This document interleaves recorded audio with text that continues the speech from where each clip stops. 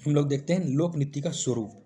दरअसल कोई भी नीति हो, वह किस नीति पर चले, देश में कैसी नीति रहेगी, यह सब कुछ सरकार की पर निर्भर करता है कि वो कैसी नीति पर चलेगी। और समान तौर पर यदि हम नीति की बात करें तो नीति कई कई प्रकार की हो सकती है, वो समान हो सकती है, विशेष प्रकार की हो सकती है, अथवा संकीर्ण अर्थों में हो सकती है, व्यापक अर्थों में हो सकती है। नीति सरल हो सकती है, नीति जटिल हो सकती है।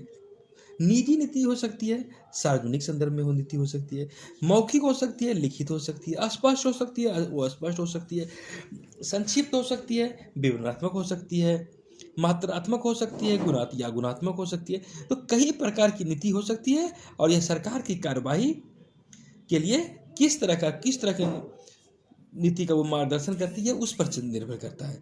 और यहाँ पर हम देखते हैं कि सरकार के जो कार्यकलाप होते हैं नीति के संदर्भ में, वे 3 श्रेणियों में रखे जाते हैं। जैसे पहला, कार्यकलाप के संदर्भ में, जो निश्चित नीतियों से संबंध है और उस नीति पर सरकार चलती है। दूसरा, वैसे कार्यकलाप जो साधारण होते हैं। और तीसरा, वैसे कार्यकलाप जो वो अस्पष्ट होते हैं, जिसमें सरकार चलती भी नहीं है और अस्पष्ट पता भी नहीं चलता है। एक तरह से कहें तो अस्पष्ट या संदिग्ध नीति के अनुसार। और भारत के सर्वोच्च न्यायालय ने अपने निर्णयों के माध्यम से संविधान के उन कुछ अनुच्छेदों की नई व्याख्या की है जो नई नीति के आधार बन सकते हैं। ऐसी बातें हमें देखने को मिलती है। और यह भी देखने वाली बात होती है कि नीति जब बनाई जाती है तो देश के अनुकूल बनाई जाती है, देश के विकास की नीति के अनुकूल बनाया जाता है कि देश विकास करे। और वो विकास हर तरीके का विकास, सामाजिक विकास, आर्थिक विकास या मानव का विकास हम कहें, स्वतंत्रता, समानता, आत्मनिर्भरता, तो हर तरह के लगे कि यहाँ विकास का वातावरण है। और आधारभूत संरचना के रूप में भी ऐसे अपनाए जाने की बातें हम देखते हैं। लोक नीति कभी नहीं हो सकती, यह बात भी है। यह निश्चित कार्यकलाप के क्षेत्र में होती है, जैसे हम देखते हैं कि बाल श्रम निवारण के संदर्भ में, तो इसका दायरा सीमित हो जाता है।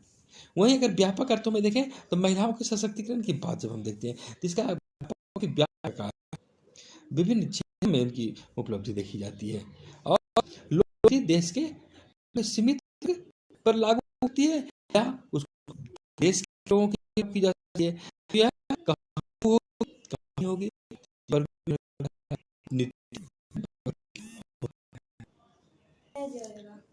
हम देखते हैं केंद्रीय स्तर पर नीति बनती है, राज्य स्तर पर के लिए नीति अलग बनती है, स्थानीय स्तर के लिए अलग नीति बनती है, और कभी कभी विशिष्ट नीतियों की संदर्भ में हम बात देखते हैं। मार्गदर्शन विशेष को भी हम नीतियाँ यहाँ पर कहते हैं। और एक विद्वान हुए ड्रॉर, वे लोक नीति के प्रमुख विद्वान माने जाते हैं। वे कहते हैं बृहद नीतियाँ प्रधान बृहद नीतियों का रूप बनती है, जो ठोस और निश्चित नीतियों के बृहत्तर सेट के लिए मार्गदर्शित सिद्धांतों को पूरा करने के समग्र लक्ष्यों की स्थापना शामिल करती है। हम यहाँ पर यह देखते हैं कि सभी नीतियों में अधिक स्पष्ट और अस्पष्ट शब्दों में निश्चित लक्ष्य और उद्देश्य होते हैं। लक्ष्य होते हैं तो उसके स्पष्ट उद्देश्य होते हैं, और नीति, कोई भी नीति होती है उनके परिणाम होते हैं, उसकी उम्मीद की जा सकती है उनके संदर्भ में कि यह पूरी होगी या नहीं होगी। ऐसी बातें देखने को मिलती है। वर्तमान संदर्भ में भी हम देखते हैं कि जो राजनीतिक प्रणाली, जिस राजनीतिक प्रणाली में जीवन व्यतीत कर रहे हैं, यहाँ कोई होती है, उद्देश्य होता है, वो अपने लक्ष्य की ओर प्रेरित होती है। और लोक नीति हम यह कह सकते हैं कि वो सकारात्मक हो सकती है, किसी को नकारात्मक भी दिख सकती है। और सकारात्मक हम तभी कह सकते हैं जैसे कोई खास समस्या से निपटने के लिए स्पष्ट सरकारी कार्रवाई शामिल जिसमें हो तो वह सकारात्मक लोक नीति कहलाती है। और नकारात्मक नीति उसको कहें कार्रवाई न करने के लिए सरकारी अधिकारियों द्वारा लिए गए निर्णय को शामिल करती है। जब सरकारी अधिकारी सोच लेते हैं हमें कोई निर्णय लेना ही नहीं है, कोई काम करना ही नहीं है, तो वह नकारात्मक नीति कहलाती है।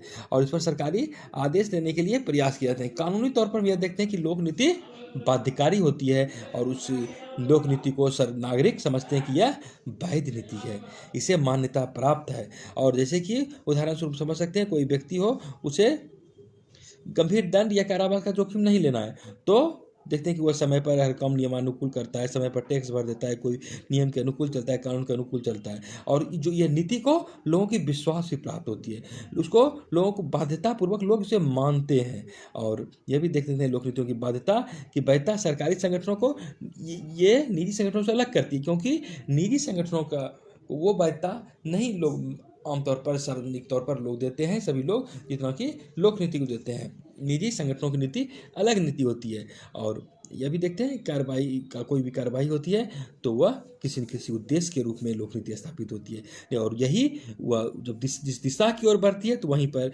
इस नीति का स्वरूप, लोक नीति का स्वरूप बेहतर तरीके से या पूरी अच्छी तरीके से। आगे हम लोग देखते हैं नीति निर्माण और निर्णयन। तो नीति निर्माण और निर्णयन ऐसा लगता है कि दोनों एक ही चीज़ है, दोनों निकटता से जुड़ा हुआ है, लेकिन दोनों एक ही चीज़ हमेशा नहीं होती है। नीति निर्माण और निर्णयन दोनों का कार्य एक जैसा दिखता है, और यह समझ लें कि यह निर्णय करने के समान नहीं है। नीति निर्माण में निर्णय करना अंतर्निहित हमेशा होगा, ऐसी बातें नहीं है। नीति निर्माण और निर्णयन अलग अलग है। नीति निर्माण में निर्णयन करना अंतर्निहित नहीं है, और यह भी आवश्यक नहीं है कि प्रत्येक निर्णय नीति ही बन जाए। प्रत्येक निर्णय नीति बन जाए यह जरूरी नहीं होती है। निर्णय करने में अक्सर समस्या की निर्णय करने में हम लोग समस्या की पहचान करते हैं, और जो कोई विकल्प उस समस्या का हो उसका सावधानी पूर्वक हम लोग विश्लेषण करते हैं। उसके बाद कार्रवाई करने के लिए एक विकल्प का चयन करते हैं।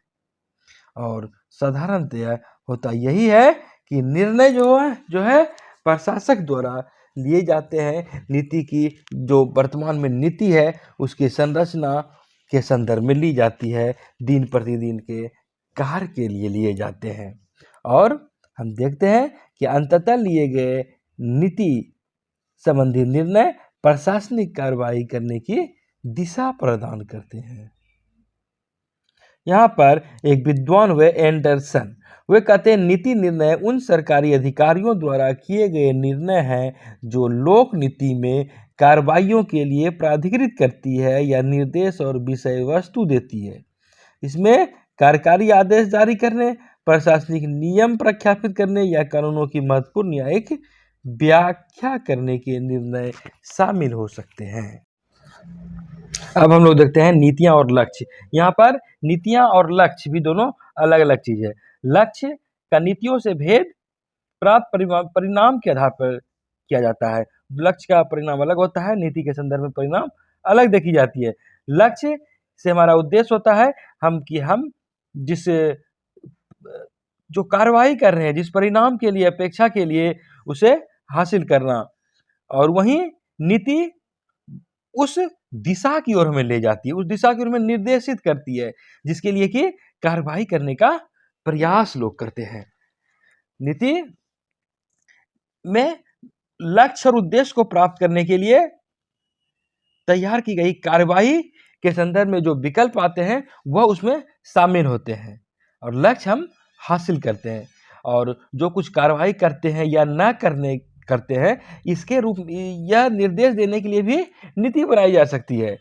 और लोक नीति के संदर्भ में हम यह भी देखते हैं कि साधन और परिणाम जिसका एक दूसरे में संबंध होता है, और कहा जाता है कि नीति निर्माण में लक्ष्यों का विकल्प शामिल होता है। और एक बात यह भी है कि मूल्यों के महत्व पर यहाँ कार्यवाही की बात होती है। नीति और उद्देश्य का विकल्प भी हमेशा अक्सर मूल्यों से प्रभावित होता है। हम कुछ भी नीति बनाते हैं तो हमारे जो आदर्श है, हमारे जो मूल्य हैं उसके अनुरूप बनाते हैं, और कार्रवाई भी, लक्ष्य भी हम उसी के अनुरूप हासिल करते हैं।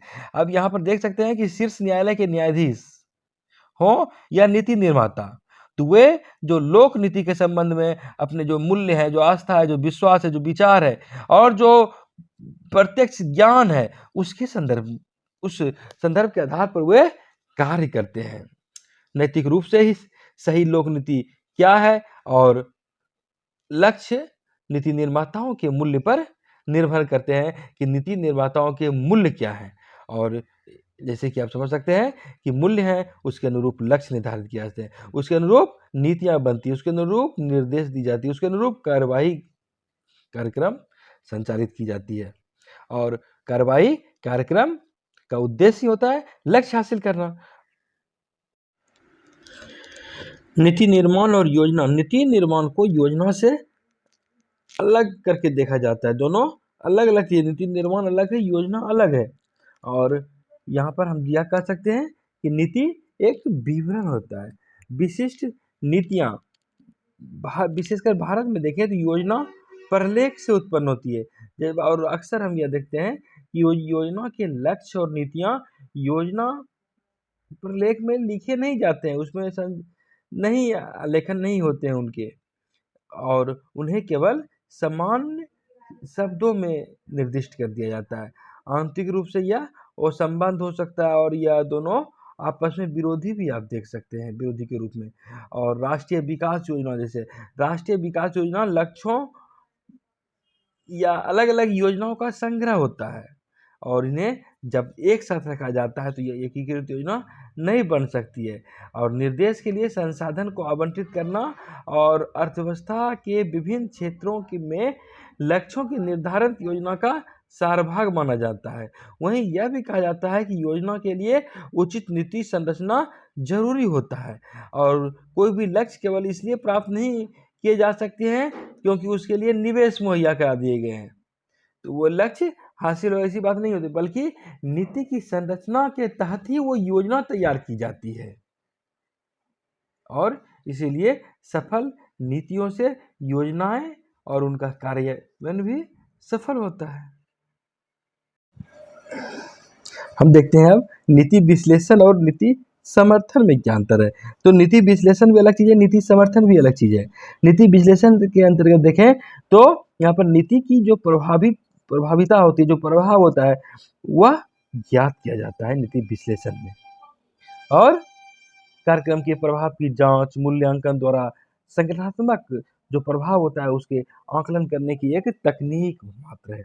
एक विद्वान हुए चैंडलेर और प्लानो, वे कहते हैं कि नीति विश्लेषण और नीति विकल्पों के प्रभावों के बारे में स्वाभाविक निर्णयों का प्रणालीबद्ध और आंकड़ा आधारित विकल्प है। यह निर्णय से पहले समस्या का आकलन और मॉनिटरिंग के लिए, उसके कार्यान्वयन के बाद मूल्यांकन के लिए प्रयुक्त किया जाता है। इसलिए यह नीति निर्धारित करने के लिए नहीं है कि सरकार को किन किन नीतियों के अनुसार काम करना चाहिए। हम ये कह सकते हैं कि नीति समर्थन का संबंध इस बात से होता है कि सरकार को क्या करना चाहिए, उसमें क्या परिवर्तन लाना चाहिए। जहाँ इस प्रकार की बात होती है तो यहाँ पर यह नीति समर्थन के अंतर्गत आ जाती है, और इसके अंतर्गत वे चर्चा करते हैं अनुनय, संगठन और स्वयं सक्रियतावाद जैसी बातें होती है।